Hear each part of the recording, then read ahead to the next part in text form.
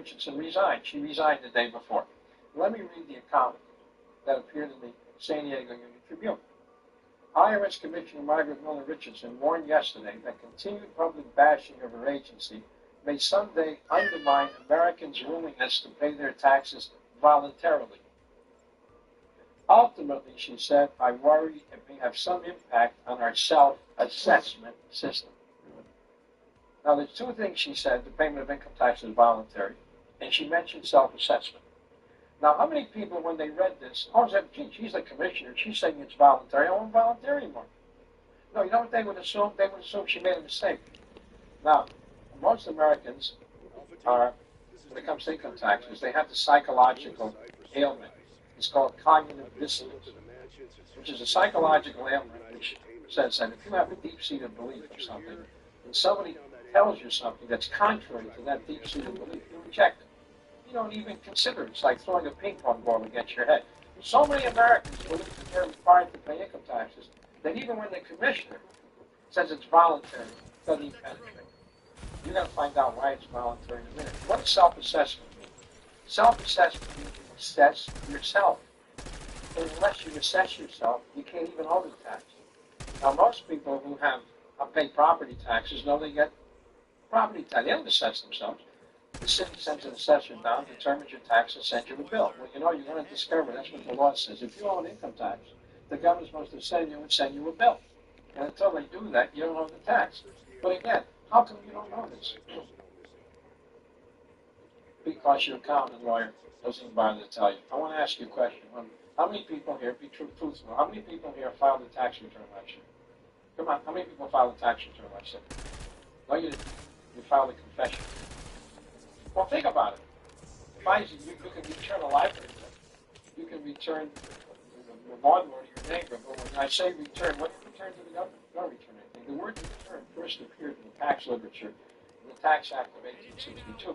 And a return was a document prepared by government tax collectors returning to the government the documents that they were given to collect the tax and the money. And a return was a document prepared by government tax collectors. That's the way the word return may now make some sense. What you filed is a confession. Well, think about it. Don't you confess to how much money you believe you earn, what your deductions are? You sign that confession under penalty of perjury. But suppose the government said, hey, it's April 15th, time to get your confessions. Wait a minute. I can't be required to confess. When you go to your accountants and lawyers, and they say, are you sure you want to confess? No. Now, did you know how many people knew that all the information they put on their tax return could be used against them? Suppose your accountant said this to you when you fill out the tax return. When you realize all this information the government can use against you, they can give it to foreign governments, they can give it to various government agencies, and they can use it against you. Is it okay with you if all this information is used against you? Is it okay with you? You would say no. Well, the government, we're going to get to that. The government tells you that right here in the 1040 booklet. They tell you we may give the information to the Department of Justice and to other federal agencies provided by law. We may give it to the cities, the states, the District of Columbia. But nobody reads this because it's buried in the Privacy Act. Nobody reads this because look what it says on top. Privacy Act and Paperwork Production Act notice. Everybody thinks when they see this, well, it has to do with saving government paperwork. Even if you read it, you wouldn't understand it anyway. But we're going to get to this. We're going to go to this segment. The point is, it's voluntary. And look, even when the government comes right out, I just showed you in the paper. Now here's another article. This article, it was in USA Today. March 6, 1997. Here's the article. And in this article, USA Today was interviewing Senator Bob Carey, Democrat of Nebraska, who was co-chairman of the commission to restructure the IRS. And one of the objectives of the commission, presumably, was to ensure that the IRS collected taxes in a fair and reasonable manner. So the reporter asked Carey, why does fair and reasonable matter? And here's his answer. Because it's a voluntary system. If people don't perceive it to be fair, people will not voluntarily comply. We are struggling to maintain ground on voluntary compliance. Now, the word voluntary compliance, you'll see over and over again in the number of articles issued by the IRS taxes. And the minute people see voluntary compliance, then They don't understand. Voluntary compliance means compliance is voluntary, but the public doesn't believe it. Actually, voluntary compliance is the classic oxymoron. It's a contradiction of terms. If something is voluntary, you don't have to comply. If you have to comply, it's not voluntary. So even though the public is told that the income tax over and over again is based on voluntary compliance, they never say, well, I don't want to volunteer. Now, what happened here, right on page 13 of the Federal Mafia, I actually reproduced the mission statement, which was the mission statement of the government for the last 20 years in the IRS, which they just changed, incidentally, because we've been using it so effectively against them. They want to take out voluntary compliance. But let me give you the mission of the IRS.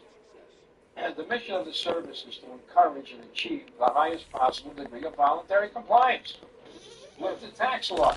Well, if they're based on voluntary compliance, it means if you don't want to comply, you don't have to comply. If you were going down to the Department of Motor Vehicles, and you know that book that they give you study the past, besides the field driving test, there's this manual. You have to stop it, and you know that has a manual. Suppose in the front of that manual it said, these rules and regulations are based on voluntary compliance. What would that tell you? If Moses believed that the Ten Commandments were based on voluntary compliance, he would have named them the 10 Suggestions. The point is, there's no such thing as voluntary compliance. If something is voluntary, it's voluntary. You have to comply, you have to comply. The government attaches compliance to voluntary on. They don't want to come right out and say it's voluntary. However, sometimes they actually do that.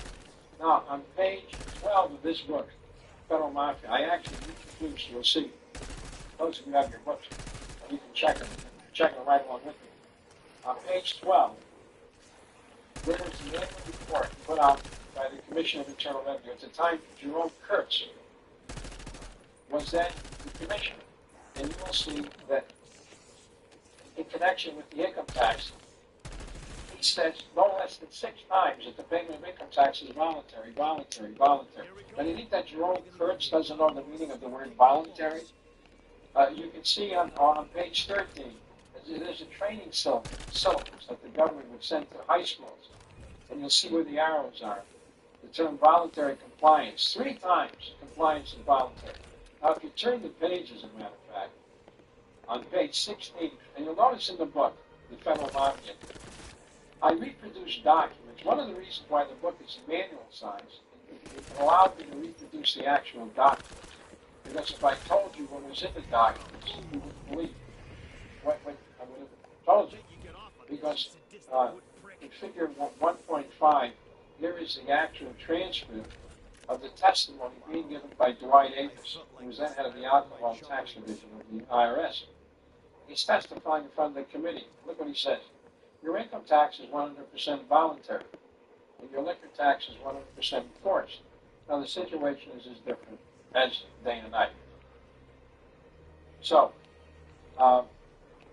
here's document after document saying that the income tax is voluntary. My first book, it was called Biggest Con How the Government's Fleecing You. I approached the payment of income tax from an economic standpoint. I tried to show how income tax would really undermining America's industrial strength. The former Chief Justice, John Marshall, said the power to tax is the power to destroy. And the government would be destroying productivity by taxing it. Now the government wanted us to smoke less, so what they want to do, they want to put a tax on cigarettes, so people won't smoke. Well, a tax on income is a tax on productivity. If you tax productivity, you get less productivity, and therefore we have a lower standard of living. Before the income tax, which really went into force in 1943 with withholding taxes, but in 1939, women didn't work. All of our products that went into the store, they were all made in America. America was the U.S. currency was regarded as the most reliable of all currencies, and we were the world's mightiest creditor nation. Since we've had the income tax, we're now the world's biggest debtor. Very few products you will now find made in America in our store. The dollar has probably lost 95% of its value since 1939. This is what the income tax has done, because it follows John Marshall's observation that the power to tax is the power to destroy, and that's what the government's been doing to our standard of living, destroying it by the abusive imposition of the tax. So when I saw all of these documents that payment is voluntary based on voluntary compliance, I don't want to pay income taxes, but I thought I had to by law. I was writing a book on taxation, shown from an economic standpoint, and I saw all these documents on voluntary compliance. So I called the IRS. I spoke and I said, "Is income tax based on voluntary compliance?" And the man said, "Yes." And I said, "Well, I don't want to volunteer anymore." He said, "Well, you have to volunteer." Now, I just got out of the Army a few years before, and they tell you never volunteer. So I said, well, if it's voluntary, why do we have to volunteer? And he said, well, it's like stopping at a stoplight. This is what they tell you. If you stop at a stoplight, you do it voluntarily. If you go through, you get a ticket. I said, no. I don't stop at a stoplight voluntarily. I think if I don't stop and the cop sees me, I'm going to get a ticket. It's not voluntary. By that token, everything is murder is voluntary because the government is not sending somebody alongside you to keep you from shooting somebody. Or how about selling drugs? Is that based on voluntary compliance? Does the FBI say that our drug laws are based on voluntary compliance? Why is it only the IRS says income tax is based on voluntary compliance? If you ask your accountant or tax lawyer, well, isn't it based on voluntary compliance? They'll say yes. Well, it's voluntary in the sense that the government doesn't come down and make you fill out a tax return. And I always say, in other words, filling out a tax return is compulsory, it's not voluntary. Is that right? Yeah. So every time the government says it's based on voluntary compliance, do you mean it's based on compulsory compliance? Is that what you're saying? So why don't they just say it's based on compulsory compliance if it's compulsory? The word voluntary has absolutely no meaning if it really wasn't voluntary. So here you have a nation of 100 million Americans actually believing that something is compulsory, even though the government tells them over and over again it's voluntary. Okay, now we're going to here is a letter that I got from Congressman Dan Burton. I get more and more people to write to their congressman saying, what section of law requires me to pay the tax? Or what section of law makes me liable? Remember the word liable, it's very important. So here's a letter from Dan Burton, in which he actually tells a constituent that he could find no provision in the law that makes you liable. From a congressman. Here's a letter from John Ensign. He was on the House Ways and Means Committee. He was a congressman from Nevada, as a matter of fact. Let me read what he says. Let me start off by saying I cannot point to a specific place in the law which says you must pay income taxes. Okay, what caused John Ensign ultimately to have to admit in a letter, which he was obviously reluctant to admit. As a matter of fact, the rest of his letter, he tries to confuse and blow smoke in your face by saying, why, we do have a voluntary tax system in the sense that the payment of income tax is optional. There are specific provisions in the law which require the payment of income taxes.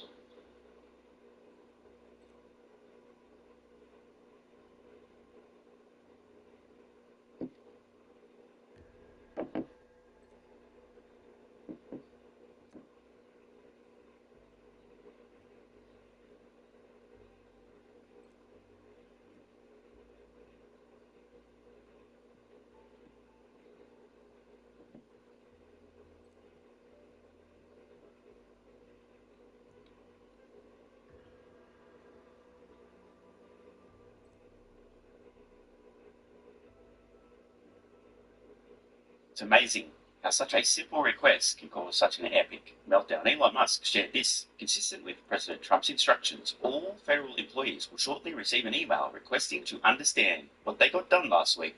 Failure to respond will be taken as a resignation. Does this sound familiar?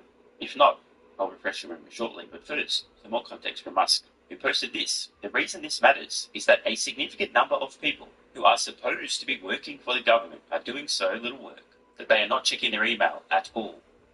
In some cases, we believe non-existent people or the identities of dead people are being used to collect paychecks. In other words, there is outright fraud.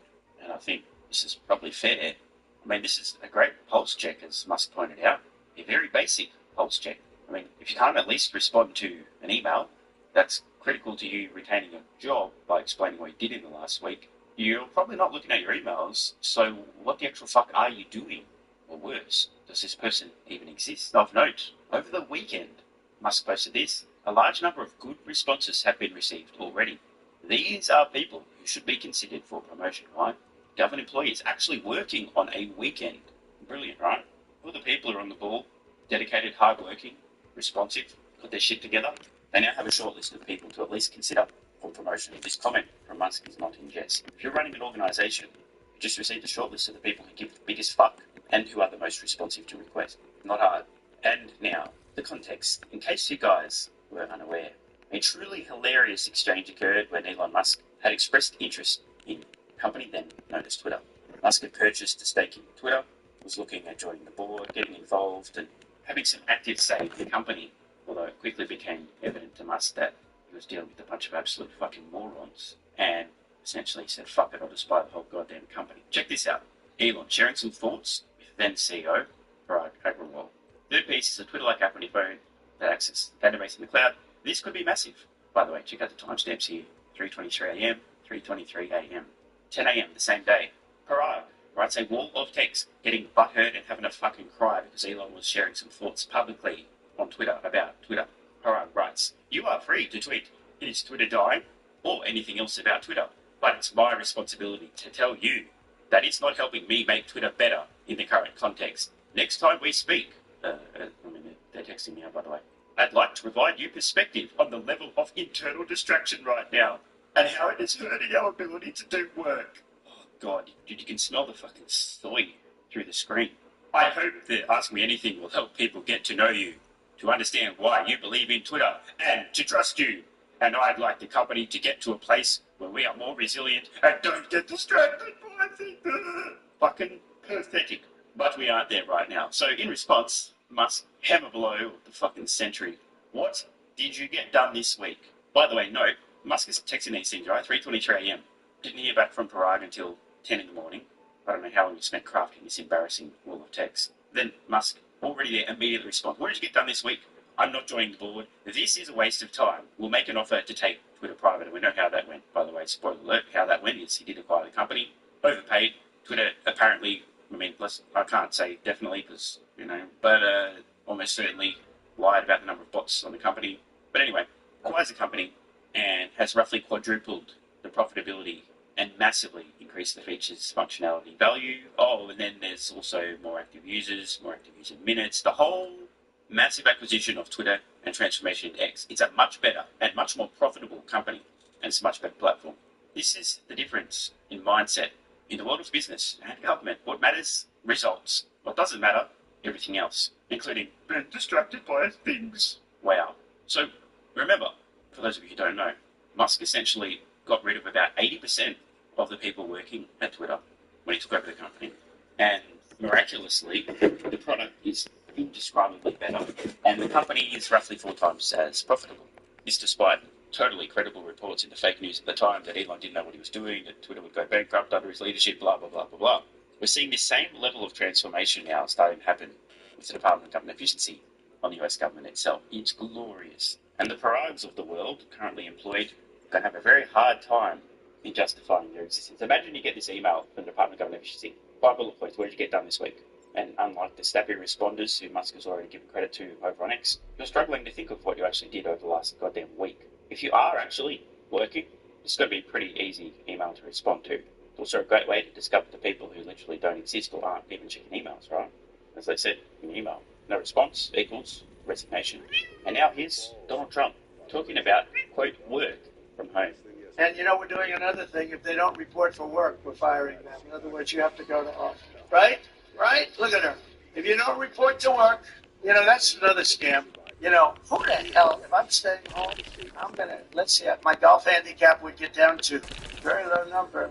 You'd be shocked if I told you the real number. But I would be so good that I'd try to get on tour. I would be so good. I'd call up, I'd say, listen, I'm really working here. Where are my jobs? Where are my jobs? Either that or, in many cases, they have second jobs while they're getting paid by us. So one of the reasons they're leaving is because they don't want to have to show that. We all know work from home is a scam. There are very few exceptions to the rule. People tend to be a lot less productive working from home. And to fuck around a lot more when there's no supervision. And of course, you lose the benefits of a collaborative in-person work environment. If you really do work from home, start your own fucking company, guy. And every one of your employees can be working from home as well as you. How that goes. Might work out well. But I think it's reasonable for a government employee that you'll be working from offices. Now Trump talks about Department of Government efficiency. Billions and billions of dollars to countries that hate us. And I signed an order creating the Department of Government Efficiency. You probably haven't heard of it. Which is now waging war on government waste, fraud, and abuse. And Elon is doing a great job. He's doing a great job. We love Elon, don't we? It's that guy. He's a character. With his son X. We love X. He's the only one can get away. His son's really named X. Well, he's the only one who can get away with naming his son X. We haven't did it this age. You're crazy. But he's great. He's doing a great job, and he doesn't need this. He doesn't need it. But he wants to see, he's a patriot. People said, well, what official position does he have? I said, patriot. Ooh, they didn't know. They said, that was good. The patriot. Here. A lot of truth in what Trump said there. Musk certainly doesn't need this. I mean, the attacks have just gone next level. The machine, the swamp, not happy at all. They're being held accountable. The fraud, waste, and abuse are being discovered. And also the funding of legacy media. Fancy that. But Trump's right. Musk is just trying to help. He's a patriot. Sees an opportunity to help, going all in, taking many arrows as a result. That is courage and leadership. And this is an absolutely enormous win for the United States. And not just over the next 4 years, but likely decades to come. It's not just Elon Musk. Some of the biggest brains on the planet foregoing multi-million-dollar annual compensation to help join the team at Doge to clean out the waste, fraud, and abuse in the US government. What we're finding and what we found, and these were all found by these computer geniuses. I asked Elon, what trait do these have? You know, they started off with 12 guys, and they had 30 guys, and they had 57 guys. Now they have over 100 guys, and he attracts very young people with high IQs, you know. Some people attract very beautiful people. I think I like them better, actually. But he attracts young people that are brilliant, and they love the country, too. But I said, what trait do they really have? And the trait that they really have was that they're extraordinary with computers. They can take them. He said they make love to their computer. I said, I don't want to hear about that. Doesn't sound good. He said they can take apart the most complex computer instruments and literally put them back blindfolded. So when they go into some guy that's ripping off the country by doing some of the things you've just heard or what you're going to hear, they can't be bullshitted. You know, they can't say, oh, gee, there was a mistake. There was a big mistake. And we're finding hundreds of millions of dollars worth of fraud, waste and abuse, but I think fraud will be the number one. And you would think that American taxpayers, regardless of their political persuasion, would be thrilled that a team of extremely high IQ patriots would be dedicating their every waking hour to discovering fraud, waste, abuse, and misuse of taxpayer dollars. Surely this is a cause everyone can get behind, right? Well, apparently not. The unhinged attacks on Doge, and I do mean unhinged, truly a sight to behold.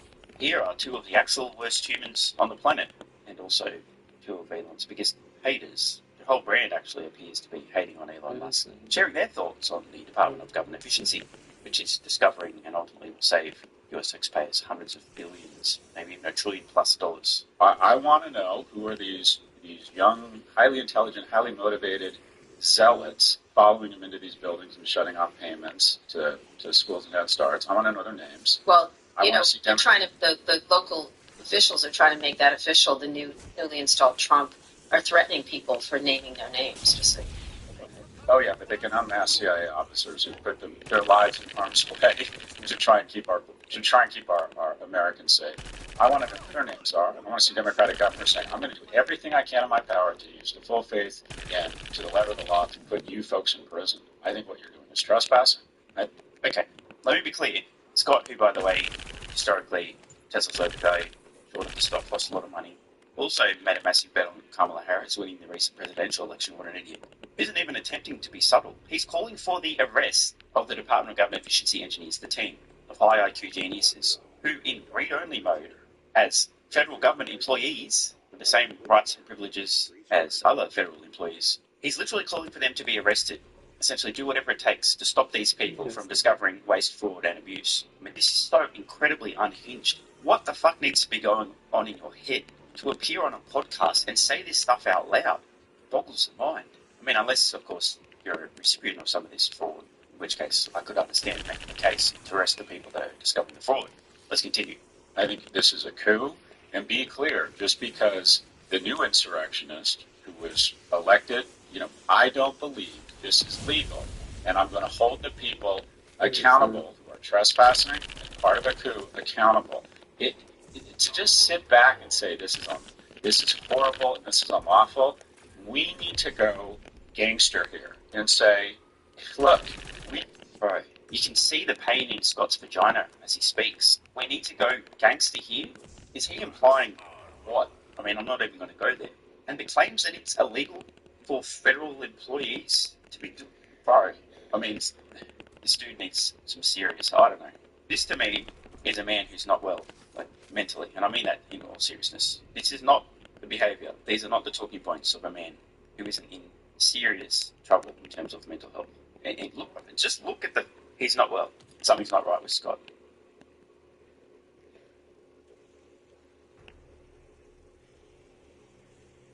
CNN anchor threatens to cut the mic on Doge advisor. What? Don't spend that Doge dividend quite yet. I'm Michael Smerconish in Philadelphia. Doge, they say they're about to show us the money. The Department of Government Efficiency, led by Elon Musk, is claiming to have saved taxpayers approximately $55 billion through various cost-cutting measures. They're breaking down how they claim they're doing it on the department's website. Yeah. For example, just yesterday, Doge published its latest cost-cutting measure. They say that it resulted in a value of up to $235 million in savings. It's also pointing out wasteful spending with posts like this, showing how taxpayers spent over $20 million on a boarded-up building over the course of 20 years. There's also a wall of receipts listing savings on the website detailing canceled contracts and terminated leases as part of the department's, they say, transparency initiative. Yeah. And now there's a new potential layer to these Doge savings that's gaining steam across social media to give us some of that money back. Those are pennies, by the way? Okay, then give them to me. It's called the Doge dividend, and it was explained in a 4-page plan that was introduced this week on X, Yeah, I'll take it. breaking down how every taxpayer would get a $5,000 tax refund check funded exclusively with a portion of the total savings delivered by Doge, so long... There's a better chance Doge is going to give you a unicorn. Really. Like, it's probably not going to happen. But, I mean, it's funny to think about. as Musk's goal Yeah. of $2 trillion in federal savings is met. The tweet was from an investor and CEO, James Fishback, who's been a guest at Mar-a-Lago and has ties to both Trump and former Doge official Vivek Ramaswamy. Well, the idea grabbed Elon Musk's attention, who replied he checked with the president. It appears that he did because one day later, President Trump expressed interest in this proposal. Okay. There's even under consideration a new concept where we give 20% of the Doge savings to American citizens and 20% goes to paying down debt because the numbers are incredible. So with attention comes scrutiny. With Doge, the accuracy of its reported savings being called into question. For instance, an initial claim of saving $8 billion by canceling a single Immigration and Customs Enforcement ICE contract was later revised to $8 million after discovering a clerical error. And that's not all. Critics are calling Musk out for the haphazard way that he's approaching cost-cutting. There's the firings, then rehirings across agencies, questions about transparency, conflicts of interest, the true dollar amount of these savings being questioned. I don't see where the conflict of interest thing comes in. I mean, haven't they both addressed that like 7 times? I feel like that's already been defined. The long-term impact of the overhaul. Well, who better to answer some of these questions than James Fishback, the CEO of Azoria, the originator of the Doge dividend. James, thank you for being here. How did this all come to pass? Well, good morning, Michael. To tell you the truth, it came to me in a dream. I woke up, I called her.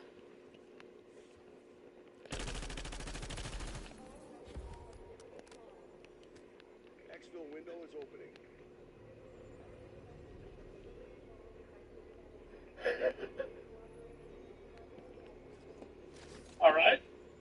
All right, okay. Your nation's a joke? I don't know. It seems like a pretty good dream to me. Head of research at Azoria. We met at Capitol Grill. We fleshed this thing out in 2 hours, and I'm honored that the president has endorsed it. This is a real plan to send the savings that Doge generates over the next couple of years right back into the pockets of hardworking Americans all across this country. They deserve it. It was their money in the first place, and they need a break. Okay, I'm all for ridding the government of waste, fraud, and abuse. But at some level, isn't it all illusion? In other words, if there's a quote-unquote savings made by Elon Musk and Doge, we're still $36 trillion in debt. So there's...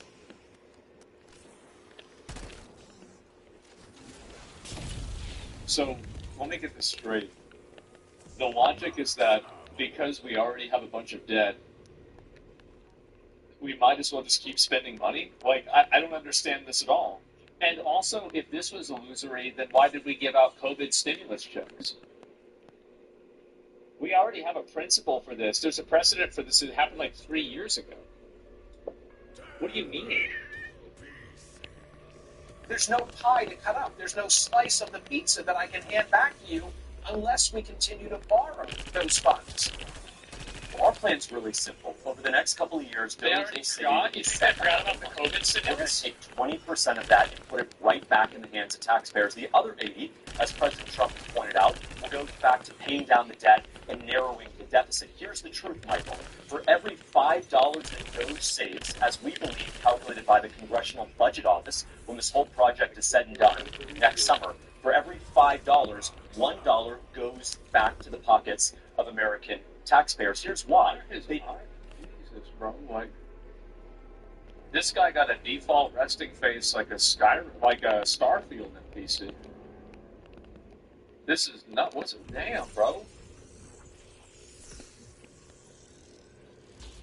They sent their money to D.C. to be spent in America, not to be abused, not to be disrespected, and not to be defrauded. That $20 million to Iraqi Sesame Street, that money sent for a transgender opera in Colombia, all at the same time, Michael, that we have roads and bridges crumbling. We're losing 900 Americans every day. I don't even care about the money. I care about where the money went. I bet that opera probably wasn't even that good.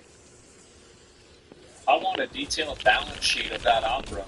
I want to know who was in charge of it, and I think they should get audited. Let's get their tax returns. Let's go ahead and do an audit of their finances. That's what I want to see happen. That's where I'm at. Because I don't even think they're getting their transgender opera. They're spending all this fucking money, they don't even get it. Or if they do, it sucks. Deaths of despair, alcoholism, and suicide. 8 out of 10 black American fourth graders are not even reading at grade level. This is pathetic. 10 black American day to deaths of despair, alcoholism, and suicide. 8 out of 10 black American fourth graders are not even reading at grade level. This is pathetic. What the Americans fuck? sent their money to be spent in America. They were defrauded. They were lied to. They now deserve restitution. And the second point that President Trump, just one sec, Michael, the second point that President Trump brought up on Air Force One is that these Doge dividends will incentivize Americans to report waste, fraud, and abuse in their own community. Why? Why? Because the more that Doge saves, the bigger your Doge dividend check will be. Remember, in economics, show me the incentive and I'll show you the outcome. We're giving every American... I'm going to get to the economics. Come on, I gave you a chance for a great sound bite. You got and those soft power exercises make for great sound bites, but when you drill down... It's not... Having a transgender opera isn't soft power. It's just retarded. Like, what is that? What are we thinking? Like, really, it's crazy. What are you talking about? For example, on Sesame Street in Iraq, they often make sense. Joseph Nye from Harvard, who gets credited with the coinage of the word soft power, you'd rather spend on that than bullets. But wait, you want to talk about... There was a terrorist attack in Iraq last month that killed 40 people. It's clearly not working. Yeah, is the solution, so if the soft power... So, basically, if the logic is that the soft power reduces the probability of having bad things happen, then how many Sesame Street plays do you think that we should have? Because, obviously one isn't enough. Because if we're still having terrorist attacks over there, they're not working. So maybe 5, 7, 12, maybe once a week. How many is it going to take to make these bombs stop exploding? There has to be the math on this, right? Why should we care about terrorist attacks in Iraq at all? That's a great question. Yeah, I don't think it's the U.S. taxpayers' responsibility to care about terrorist attacks that are in Iraq. Great point. Okay, so maybe if there are terrorists, we need to kill the terrorists. We don't need to fund big. Listen to me. Maybe the terrorists would have been better off watching Big Bird than learning in a madrasa. Pick up windows open.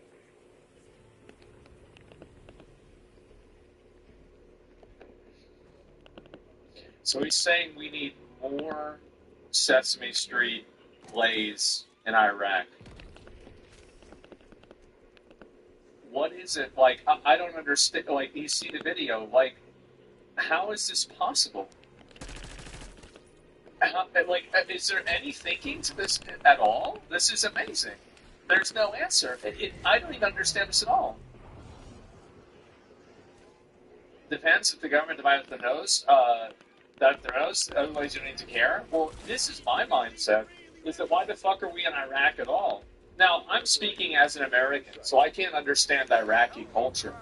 But what I can understand is that if I had another nation that is trying to forcefully push its agenda in my country, that would annoy me. And I wouldn't like that. So when I hear this, I bet there's a lot of guys in Iraq that are like, what the fuck are they doing trying to come over here and tell us how to live? You already bombed us, you destabilized our fucking country, you killed our leader, and you think we had nukes. We didn't have any nukes, by the way. Everything's fucked up now, and now you want us to look at Sesame Street and tell us that we're right? You're gonna Big Bird us out of being mad about the weapons of mass destruction debacle? I don't fucking think that's gonna happen. Really, you think about it. It's insane. Big Bird is the solution.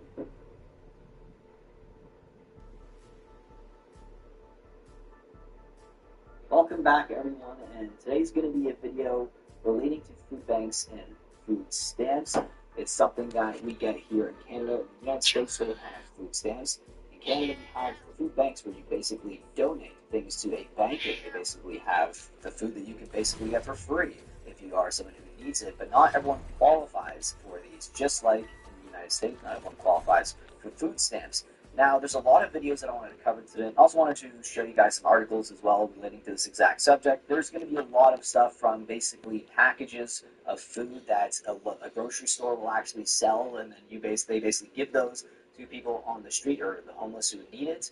And then I'm also going to talk about something a little later in the video that is very unpleasant, and that is food bank fraud and people scamming the system in order to get free groceries when they really don't need it. It's very disgusting what's actually happening. I'm going to save that one for the end because it definitely boils the blood if you are going to watch it. So I want to save that to the end of the video. First, we're going to take a look at one of these bags that grocery stores sell. This one happens to be $10. This person actually brought it home to see what actually was on the inside, to see what these grocery stores are basically giving up to people who actually need it. So $10, that's what this is, $10. Do you guys think this is going to be $10? Do you think it's $10 worth of food? Let me know down below in the comment section as well. Okay, you guys, so I was at Food Basics near my house. I live in Toronto, Ontario, Canada, and there was a huge bin of these bags that say $10 each. All bags will be donated to local community food banks. And I was standing there and I was thinking, like, that's nice. Like, maybe I should buy one. And then I was like, I wonder, I guess you buy it and then they donate it? Because it says that they will be donated to local community food banks. And I was like, well, what if I wanted to, like, give it to somebody else, or like what if I want to deliver it to a church or something somewhere of my choice? Am I allowed to buy it and take it home with me? And so I went to the cashier and I was like, can I buy that and take it home with me? And she was like, I don't think so. And she was like, let me check with the manager. So she had called the manager over, and the manager looked at me, looked at the bag, looked at the cashier, and was like, I guess there's no problem with that. And so I was like, okay, so she gave me the bag and I bought it and brought it home. And I did it for a couple of reasons. One, I am going to donate it, and I'll probably add more to it. But two, I wanted to see what was inside. And if this is like a cash grab, and if you think about it, there's probably a lot of grocery stores doing this, where there's a bunch of stuff that they can't sell, and they just throw it all in a bag, slap a label on it, calling it, put a $10 sticker on it, and this is how they get rid of a lot of the stuff that they don't want. And so I have a feeling that when I go into this bag, there's going to be stuff that people don't typically eat, expired food, damaged product. That's just what I'm thinking, because I just know the way the world is, and it just sucks. So anyway, I bought it. I wanted to bring it home. I wanted to go inside and see what's in it, and I also want to see if there's actually $10 worth of food in here. So I will open it up with you guys. Give me 1 sec. Okay, so there's staples in the bag, but I had to undo the staples because I'm using one hand. So I'm opening the bag. I haven't seen what's inside. That's what's inside. Doesn't look like a lot, but let's see. So we got 2 boxes of no-name mac and cheddar, a banged up dented can of dark red kidney beans, a also messed up can of no-name mushroom soup, and it looks like it's been through some things. Oh, interesting. Another banged up can of wax beans. Do people eat this? Anyways. I don't eat this. Let me let you guys use wax beans. I haven't had them before in potato salad or weird salads, like on a picnic, and I never really liked them. I know if you're hungry, you're gonna eat what you can get. I get that, but I just wouldn't it be nice for these people to have something nice? Chicken broth, low calorie, 40% less salt broth. No name vanilla wafers, and a bag of pasta, and that's it. Let me know, do you guys think that was worth it for $10? I actually think it wasn't the worst thing in the world for $10. I mean, it'd be nice if the store donated a little bit more for $10, but again, I was actually expecting a lot worse. But it's crazy the amount of people using food banks now, and some of them are legit. Some of them, this is what I'm going to talk about in the last video, but check out this line for a food bank in Toronto, which is not surprising to see. I lived near a food bank when I was in Toronto, and so the lines, it was baffling. I couldn't even go for over half a block. Crazy. Do you think all of these people actually need to use the food bank? Because that's going to be what we're talking about in the last video. Definitely a lot of people lining up to get that free food. And before we get to the last video, I wanted to talk about this Maclean's article that I found called "Why Are Canadian Food Banks Collapsing?" And one of the reasons why might be because of what we're going to talk about in the last video, which is not the best subject to talk about, but it's something that definitely needs to be brought to people's attention.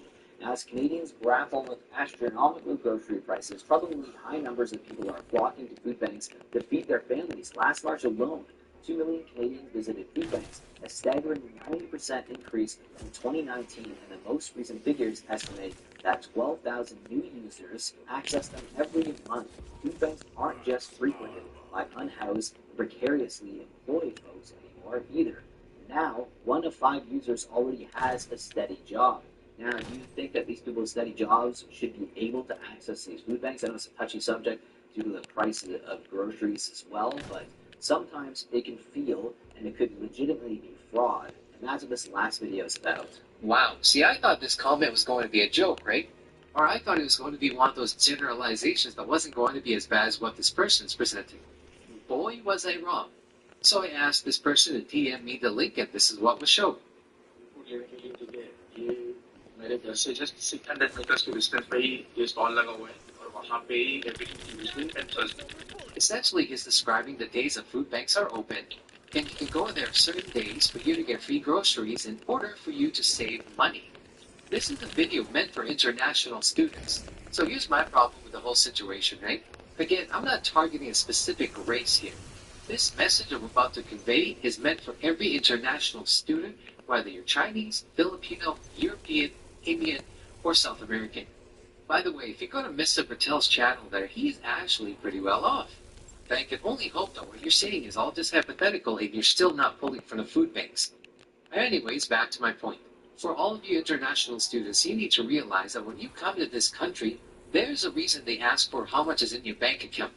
You're supposed to be able to provide the basic necessities and housing for yourself without being a burden to the Canadian social systems. Let's get one thing very clear here. These food banks are not there for you to save money on groceries. I don't care what you think, and I don't think any Canadian who sits there and donates to these food banks actually cares about you saving money. These food banks are meant for low-income people and low-income families who, after paying all of their bills, have no money left to buy groceries. They're not here so you can save $500 every month so that you and your buddies can go out and watch a movie. They are meant as a last resort for needy people, not a first resort for frugal people. Yeah, that's crazy. The fact that some people are just using it straight up just to save money is very, very sad to see, because a lot of people do donate these foods for not just homeless people, but very low-income families. Now, this individual that he was showing has a YouTube channel as well, and they live a pretty nice life. At least that's what they're showing to their audience. So very disgusting to see that they're basically telling people, hey, by the way, if you guys want to scam the system and get free food, here you go. They're open this day and this day. It's just very unsettling to see that. And what do you guys think? Let me know your thoughts down below in the comment section about today's video. A very distressing one, especially considering how much we've talked about grocery prices on the channel, but also to see the fact that food banks are just getting used up like crazy. In fact, some of them are even collapsing because of stuff like this. They just don't have enough food to provide for a lot of these families who are struggling, and unfortunately because of people scamming the system. Anyways, guys, I hope you did learn something today in today's video. And if you did, leave a like down below. Also, leave your thoughts about the video down below in the comment section. I will see you guys in the next video. Take care.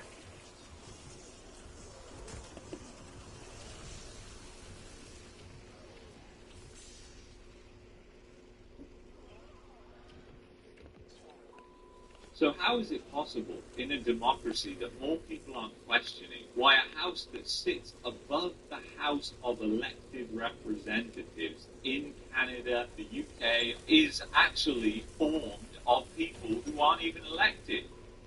Nowhere in the world right now is seeing the standard of living collapse as fast as Canada. And how did we get to where we are, where the standard of living collapse is accelerating and just continues to get worse? Well, it's all thanks to two bubbles that have been inflated over the past couple of decades, and Canada isn't unique in these bubbles either. There's the housing bubble, which has pushed the cost of housing to the absolute stratosphere and created a mania that centers around housing. Not only that, the economy is now incredibly dependent on housing, so as a result of the housing bust, you're seeing a lot of jobs and economic output which is just disappearing. The second thing is the immigration bubble. There has been a massive immigration bubble in Canada that has been inflated mainly over the past decade, and this policy has just been increased and increased and increased exponentially since the pandemic. The result of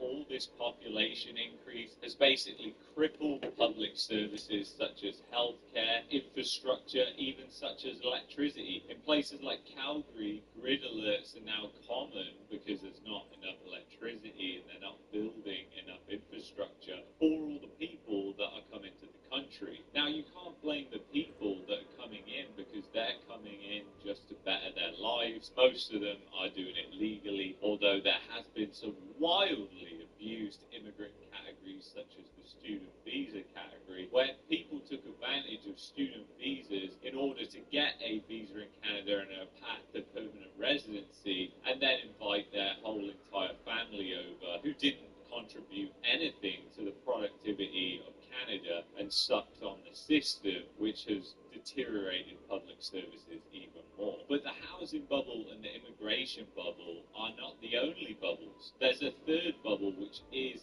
the government bubble. You see, what tends to happen with economic cycles is when the economy is doing worse, the government steps in and they try and fix the economy by spending more money. And it doesn't work because governments actually detract away from investment and productivity. And in order to fund an ever-expanding government, you need to raise taxes, or you need to raise the stealth tax, which people aren't even aware of, which is inflation. And that's exactly what's happened. So a lot of people think, well, taxes haven't really increased that much, and taxes have increased in Canada, but it's really the stealth tax, which is inflation, which has really pummeled people in Canada. It's a sad, sad reality that you're in a depression and a state of decay that's beyond what anyone would have thought is possible in a so-called developed country. But Canada is now seeing third world problems in every one of the cities. It doesn't matter if you go to downtown Vancouver, downtown Calgary, or downtown Toronto. The scenes that you'll likely see are both worrying and dangerous. Drug addicts and mentally ill people walking across the street, random attacks, and obviously the increase in